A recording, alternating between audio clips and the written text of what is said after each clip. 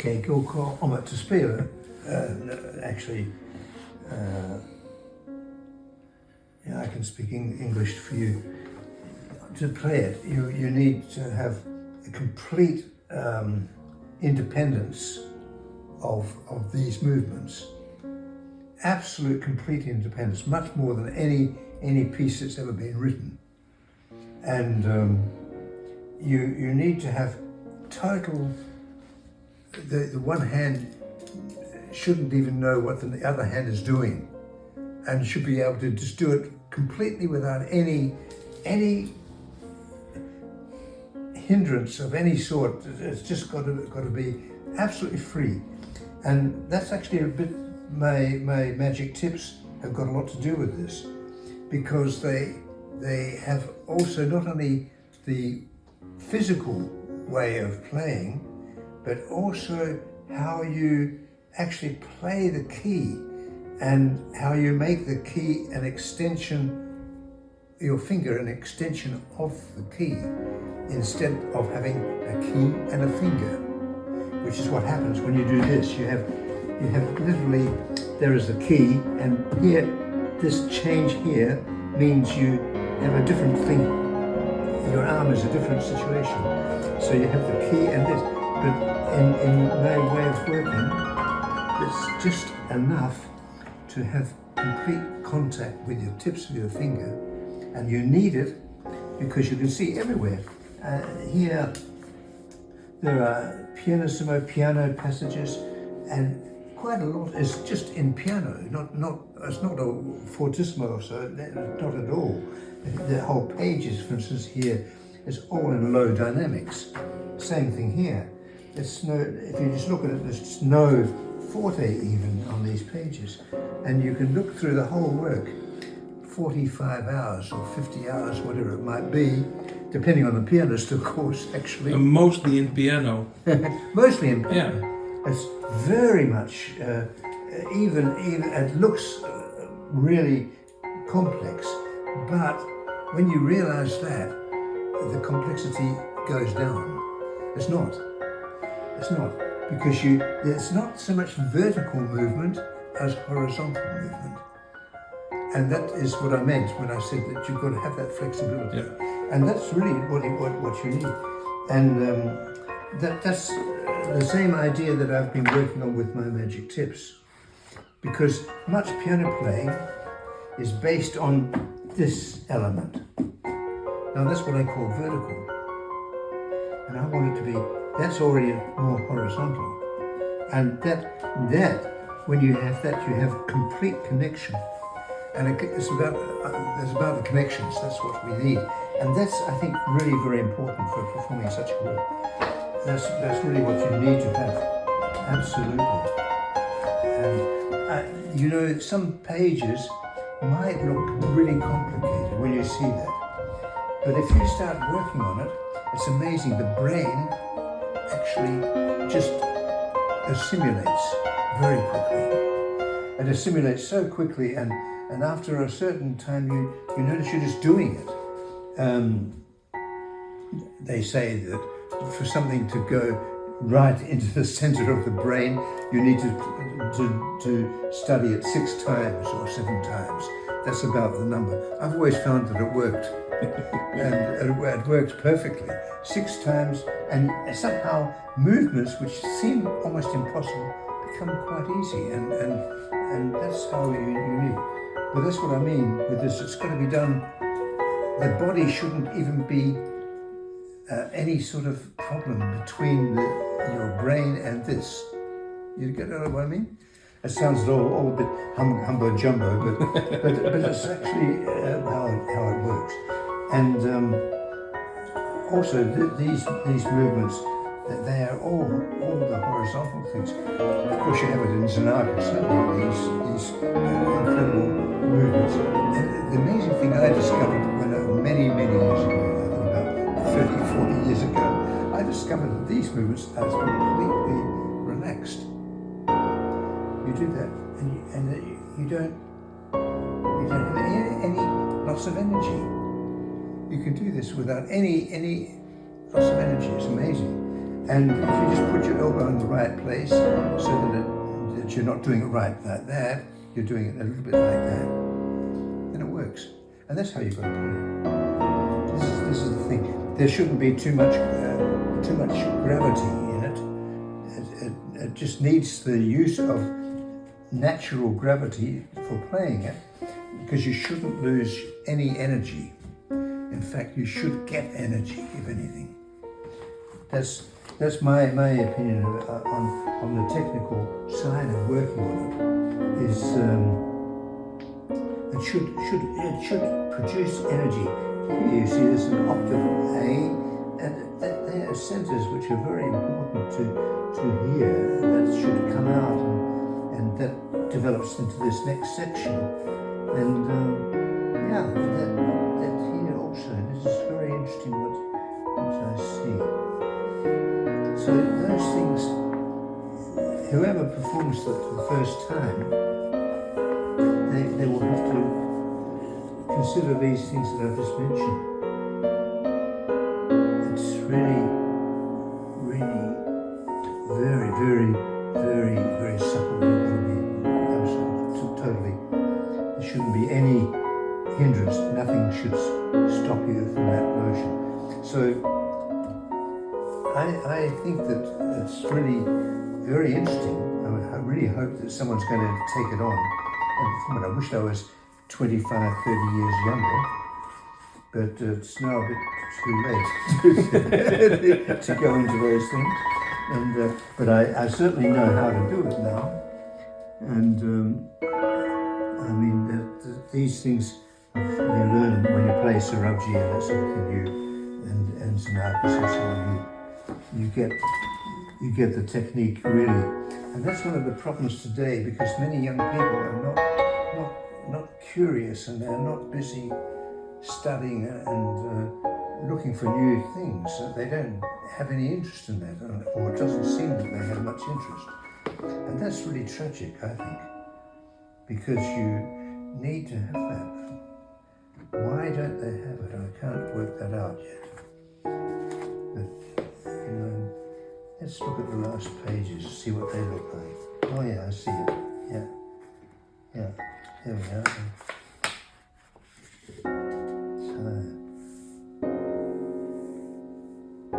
So, you know, the last pages, mezzo forte, mezzo piano. Yeah, I'm with a bang. Piano. No overdone grandeur, huh? Not at all. No, not at all. It's all piano, mezzo piano.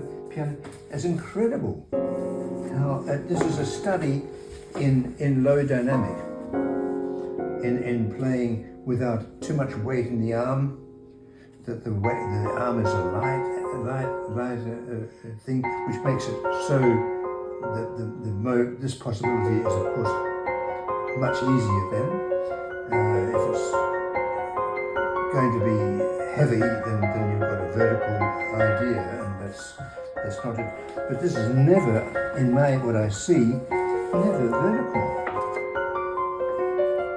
Even these chords, look here, pianissimo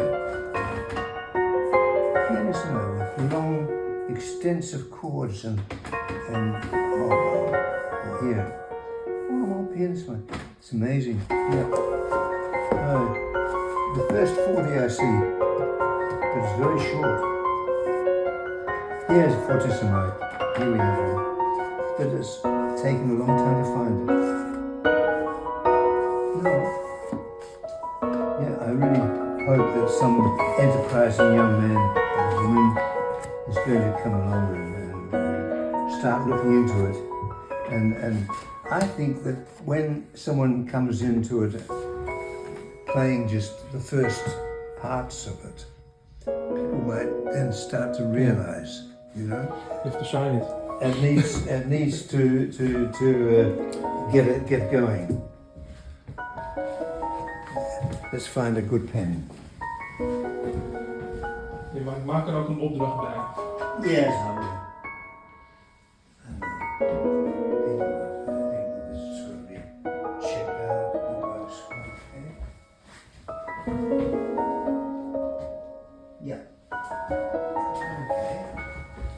En degene voor wie het opgedragen zijn dus Gijs, Pardon?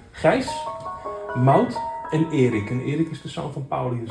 Oh yeah? Ja. Dat staat op Let's see how. Should we write it first of all on a piece of paper to check out as precise as I want. Okay, I must.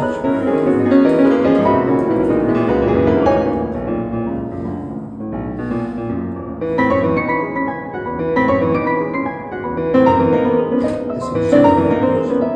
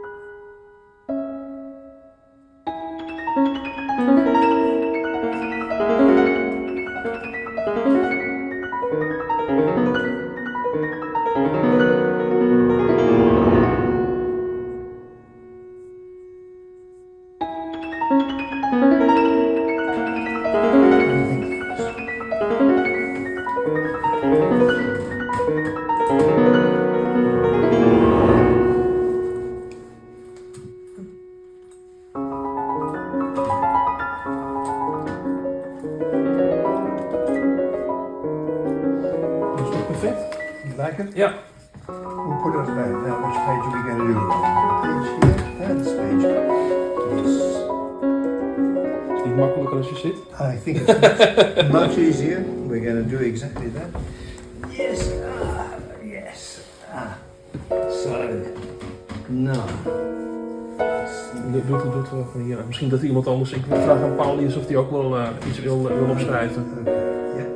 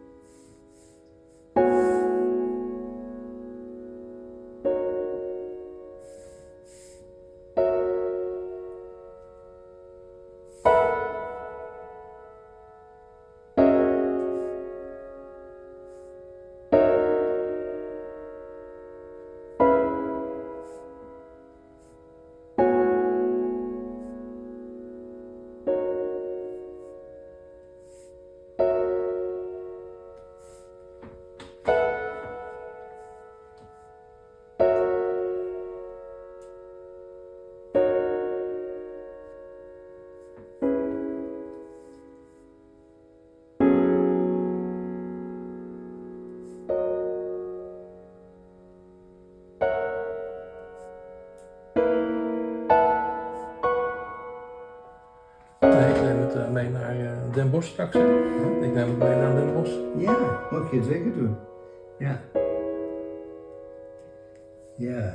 Nee, maar dat er wel, voorzien van Paulius, nog wel een paar pianisten zijn die het even willen doorkijken. Die make it, maybe, yeah. Yeah, yeah.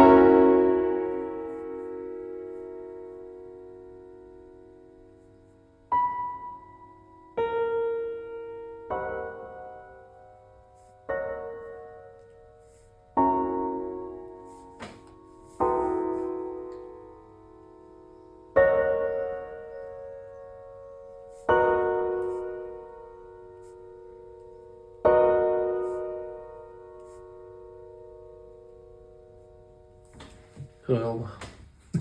Ja, dat is leuk. Ja, het is precies, vind ik,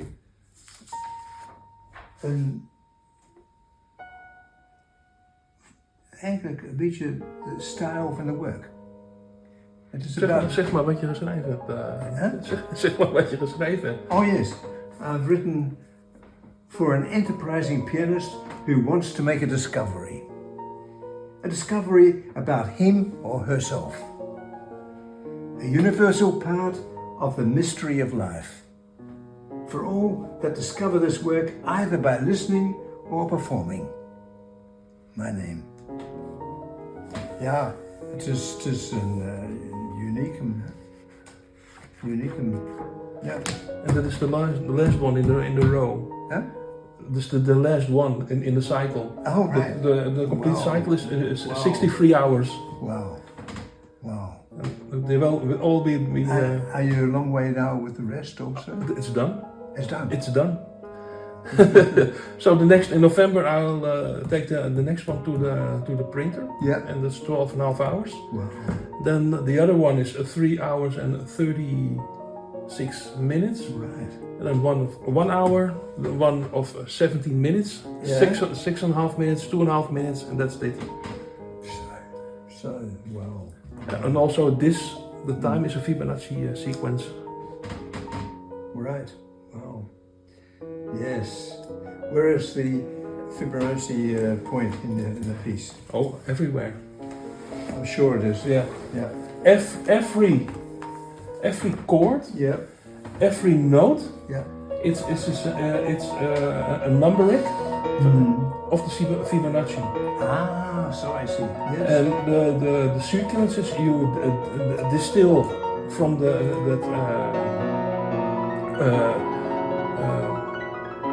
you take a number, the distance between Earth and Yeah. the Pleiades in this case. I But see. that gives a number. This number is see. multiplied by the Fibonacci, Yes. and that gives a numerous of sequences. And proportions. Yeah, Yeah. and all those sequences are here. Right. Every measure Has got. has it. Right. Wow. There is not a measure. It doesn't have. doesn't have. So it is absolutely, totally Yeah, everywhere. yeah. Yeah. Incredibly, really interesting. My only freedom were the rhythms. I see. I see. So that was free from that Yeah. that proportion. And I must admit the freedom. If I didn't like the sequence, Yes. I took it out of sequence. Took it out. yeah. So there's a little bit of you in it. Yeah. I'm sure there's a lot more than a little bit. But oh wow. Yeah. And the reason I didn't work with octavations is because I like the architecture. I see. Sure. Well, that's a part of it, isn't it? I mean, the fact that you're using these proportion elements means you're thinking of the total architecture. The total architecture is quite clear, and I think if you worked on it for a while, you would discover that. There's one thing I think which many people are going to have to find a way, and they can find it, I'm sure that can be found, is how to remember what you've heard in the beginning. Yeah. So that you can make the proportion connected to something that's prior to that. You know what I mean? That idea, and I think that's something which will come. That'll take time, but it'll come. Yeah. It is just like the raw contemporary clavier that has taken 250 years. Yeah. You know, it's a long time, and that was in the time of Bach, of course, a sort of similar situation. Wow. Well, it's going to be very interesting. I really hope it's going to have a lot of a future life. And the most important is that the people don't think Alida as a piece, but as an awareness. Yeah, sure. Understood. It's a form of life. That's what I wrote. Yeah. It's a form of life, and that's what it's all about. Yeah. And but also because of I worked with the upper tones. Yes. And I distilled somehow do the Fibonacci sequence, do the Padovan sequence, do the Zeckendorf a theory. So every atonal, tonal serialism and in part 3 spectralism is under one number. It doesn't make a difference anymore if you what are you doing? I see, right. And then a few questions, Maurice. One of the things which I think is important to be able to register is this a work, can you imagine special parts of it being performed separately? This is an incredibly important area. This is kill your darlings. I know it's almost impossible for you to answer. Yeah. But this will happen, and that's why I think this is a question which you, as the composer, needs to give some answer because it's going to happen, you know. Yeah, and if I don't ask it now, everyone who looks at it is going to ask it at a certain point. They will say, Maurice, I'm going to perform the first 3 pages. May I do that? No, not it is the one piece. Yeah. It's not all the piece, but the one. So here, Capella, Yeah. Mahasim and Saklatani. That is all. These are all stars. Yeah, okay. So you can do Capella or Mahasim of Saklatani, I see. Mm-hmm. and you see it in the front of the book.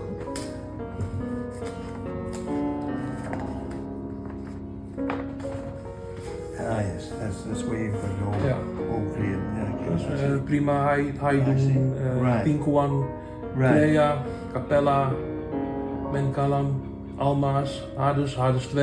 I see. It's the No, triple stars right. also. Well, then the question now, I mean, still, I want to have a bit of find a way to get an answer. I understand your predicament, absolutely, and I think you're right. I mean, it's true. But in the beginning, people will say, I can play the first 30 pages maybe, and that's already a very good start. Yeah. And it's of course something you can't. They've got to be able to do that. In You know, this with case, the first 30 pages are the intro. Yes. All right. So you've got the intro. Yeah. But okay, that is something which I think needs to be discussed, and that's why I'm getting at you on this point now, so that it's really registered. Yeah. And the thing is, because with Sarabji that was a problem because he didn't like the first performance of a part of his clavier, and as a result of that, he said no one must play it anymore. And he stopped all performances, even great pianists, John Ogden and many great pianists. Only Egan Patry and luckily I myself, we were able to do it. And this is the thing. This is very important to know, that he's now given it free. Yeah. You see, but the thing is that will happen with this work even more. In this work, and this is even a much bigger concept, and it's so important. It is, of course, a musical concept, but it's a concept of life. Yeah. It is not actually only the music that you hear the music, but it's just as important for the listener as it is for the performer. Yeah.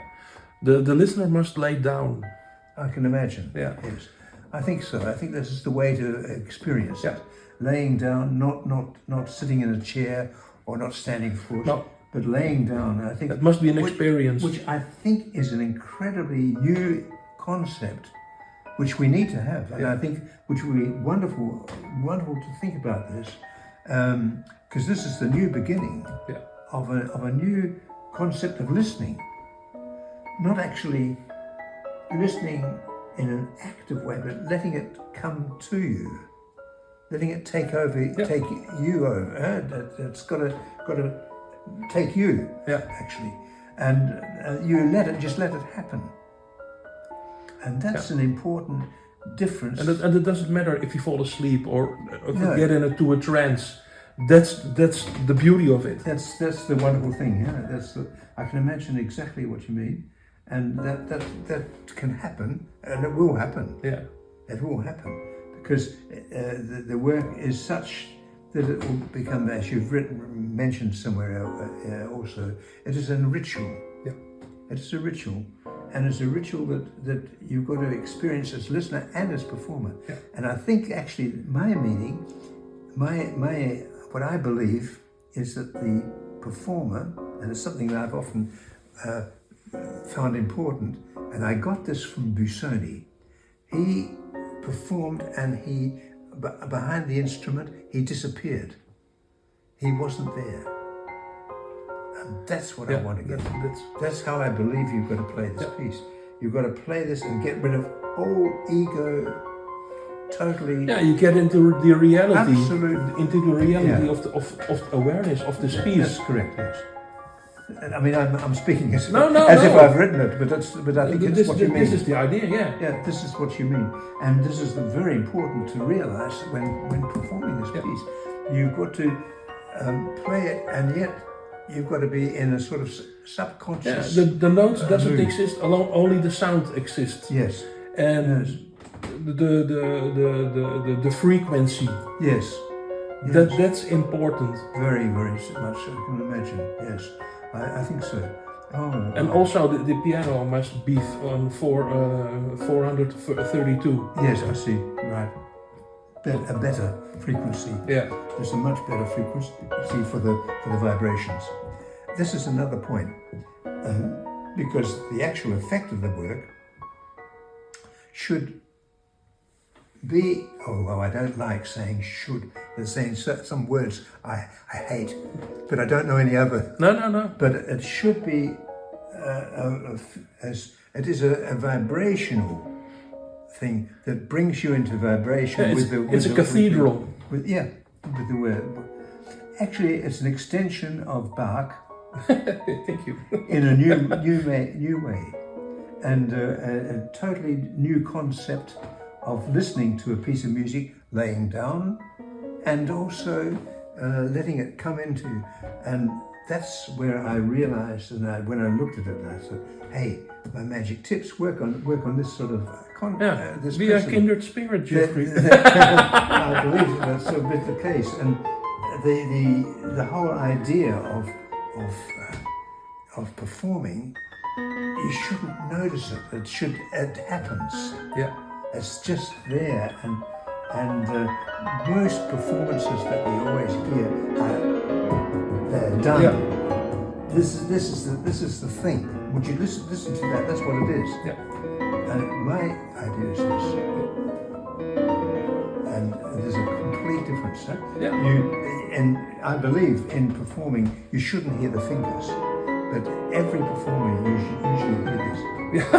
That's what's happening. Serious, yeah. And you don't quite hear it like that because you hear the sound of the note that's being played, and that covers it over, but it influences the sound. Yeah. And it means, in my opinion, it makes the sound not a vibration. It gets the wrong vibrations. Yes. And those sounds go into the strings. They go into the strings, and when the instrument is opened, and well, you're actually listening to that. Well, if you play double pianism, Yeah, that's the air with anybody. You have to do like this. That's the way of playing this piece. Even this big, long, big, huge jumps and so on. There are not huge jumps in it. No. Only. Well, when people look at that for the first time, they would think, "Oh my gosh, how to do that? How to because there's one thing very important we haven't discussed yet, and that's how to keep your focus." I give you at certain points. I give you rest. Yes, I've seen that. And long notes. And long notes, yeah. There are passages I've seen that what I mentioned in the beginning. There was I don't remember which page it was. No, there's an example. Yeah, there's an example. There's a lot of them, and there are rests and things also built into the piece, and they're also done with the proportional. Everything is done in everything, yeah. Right. Yeah, very interesting. Very interesting. It's just like a Gothic cathedral. It should be performed in a cathedral. Or cathedral-like. I understand. That's actually what I always wanted to do with Opus Clavis Symbolistica. I can imagine, yeah. Because I always felt when I was playing the beginning of the first entry, and when I was playing that, I always felt it's the beginning of a ritual. Yeah. It is a service. It's a service, and I've spoken with Surabji, and he felt that way. I talked to the Taureau Johansson, and he also said that Surabji worked with sequences. Yes, oh yes, he sure did. He sure did, and really very much so, and very much with these proportional theory. Absolutely. His work is full of it. Full of it. Here I give you a rest. Yeah, it's, no, it's to be found everywhere. And it's very important because it's built in. But it's not only rest. I often have said, when performing Opus Clev, I was asked at the end, performing it or actually recording it is two different things. Because recording, when they make a recording, they can do that part, and then they can have a cup of tea and come back and do the next part. Yeah. And I don't believe in that. I believe that the piece, you've got to perform it. That's why my recordings are always live recordings. That's one of the reasons I think that they should be live recordings, just like my old Mussolini recordings. They were actually live. And I believe in that. And the thing is that if you treat it like something that's actually being performed at the moment, it's a totally different experience for the performer. And that's a dreadfully different, really a different experience. And that has its own sequence of feeling and being able to learn, because you learn a tremendous lot about yourself when playing it. And that's what's going to happen. Yeah, I hope. That will happen. It'll take time, but it will happen. I'm sure it's going to happen. It's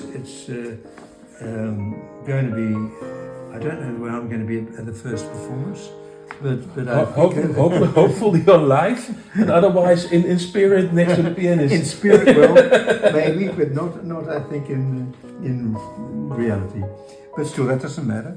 It doesn't matter. It'll be a good feeling for me. Maybe even when you're in the next world, you actually hear it. Yeah, maybe it is performed over there. I believe in multiple universes. Yes, sure, me too. Yeah. And in one of those universes, there is one pianist who already has performed it. Yeah, sure. I think you're probably right. I think. And that was, I believe in the 70s, you had those books of Jane Roberts and Seth. Yeah. And that says so. Yes. If you can imagine it, it's done already. Absolutely, I know. Yeah. I know those things. Yeah, absolutely. And I think that this is something we can believe in, and I think it does. It's just like we just don't know how big the extension is of the universe. We can't imagine this. Just can't imagine it. And for these are not long chords. For this one. Oh yeah. These are all played with of two hands. Yeah, I see. And I don't want that the left or right get a different dynamic. Yeah, I see. Yeah. It must all sound the same. Yeah, I follow it. Oh, this is dreadfully important, that whoever performs it must learn to change the general way of playing the piano, which is always what I call tapping. Yeah. Absolutely get rid of that and make it into that. And that can go incredibly fast. Also, there's no limit to the speed. So that's something they need to be, and to do that they've just got to have complete, as I said in the beginning, complete freedom. Yeah. Complete control. I wouldn't say it's actually relaxation. There is, of course, if it's complete relaxation, you yeah. You know, it's not going to work, is it? I mean, it's obvious. But the thing is, it is a feeling of complete. Well, it's a sort of feeling of relaxation because there's no weight in the arm. Yeah. And what I like very much is also that you see here, mezzo piano, pianissimo. It is music of the spheres. Yeah, exactly. It's music of the spheres. Oh, here we have the long. He can smoke a cigarette here. Well, or take a cup of coffee. maybe a cup of coffee, but I don't think we have a cigarette smoke. I think we'll keep them out of it. Yeah. No, but again, that's why I wanted to get from you to know if someone is going to perform it. This is where a part starts. I see. Cappella. That's it. I see. So that's important. So when you see the beginning of a part, that could be a point that you stop. Yeah, this is the end of this part. I see. And you start. And you It's connected. I see. It has a double line. I follow you. But this is where a new piece of a new part. A new start. Yeah. Part starts. I see. That's very important. You know what you're saying, because that's what we're going to hear. Yeah. That's what I think. That in the beginning, people are going to do it that way. They're going to perform a part of it. And I think to start with, I can understand it, because they've got to learn a new technique. Yeah. That's the next story. Just like with Bach, he had to learn a new technique when he started. He was one of the first to use the thumb. You told me, yeah. And in the 100 years before Bach, they were not using the thumb, they used 4 fingers. And that's an important like difference. Absolutely. So you've got to really realize that he also started a new way of playing the piano, or playing an instrument, a keyboard instrument, of course, in his case, being the harpsichord and the clavichord. But it's dreadfully important that we realize, and that this also, like Liszt, Liszt has developed his own piano playing, his own way of playing. And Chopin also. Unfortunately, most people don't realize it, but I think that Chopin is often badly performed because people try to play it in a virtuous way. Yeah. And I believe it's a very elegant music, and it should be played with real not too extrovert in that sense. It's got to be kept more in. And I think that's what we're missing today. Yeah. Very much in Chopin interpretation. I really believe that. But still, that are just my opinions. But I think I'm right. Yeah, you are. I think we're right. I think we've got to assume that we're right, Maurice. And I think that they're the main things that I think we can close this now. Yeah. I think it's okay. So it's good that we had the chance to talk about those things, because there are some problems about how to do it. Yeah. And people in the future, in the next 100 years, maybe 200 years, need to know what is really acceptable or not acceptable. What do you think? What would be a reason that you would say, this is not my idea? How this is being performed is not my idea. If the pianist is an asshole.